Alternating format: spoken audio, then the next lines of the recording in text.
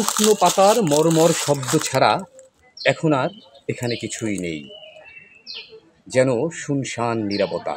তবে এক সময় এখানে ঘণ্টা বাজত, উলু ধ্বনিতে মুখরিত হতো, ঢাকের বাজনা শোনা যেত দূর দূরের গ্রাম থেকে।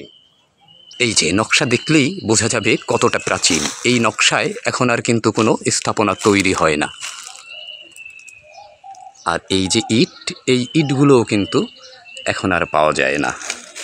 প্রাচীন এই মন্দিরটির কার্যক্রম এখন আর কিন্তু নেই।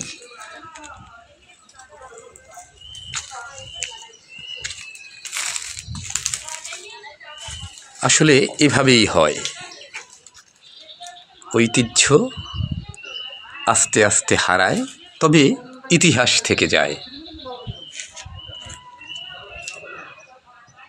এই যে মন্দিরের মাঠ, এই যে মন্দিরের পাটাতনের লোহার ভীম, এগুলোও কিন্তু এখন আর দেখা যাবে না।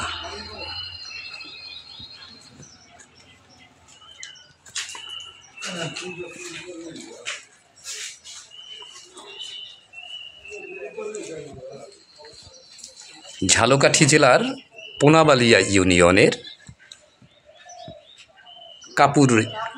কাপুরিয়া বাড়ির এই কিন্তু সেই প্রাচীন মন্দির।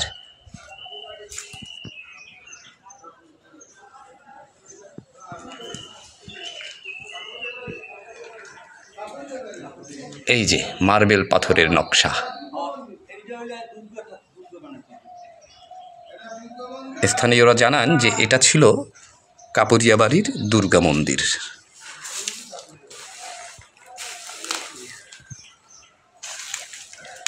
কি চমৎকার নকশার!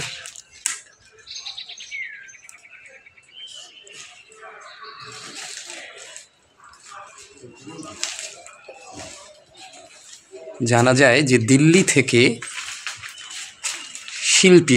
নির্মাণ শিল্পী এনে এই মন্দিরটা নির্মাণ করা হয়েছিল।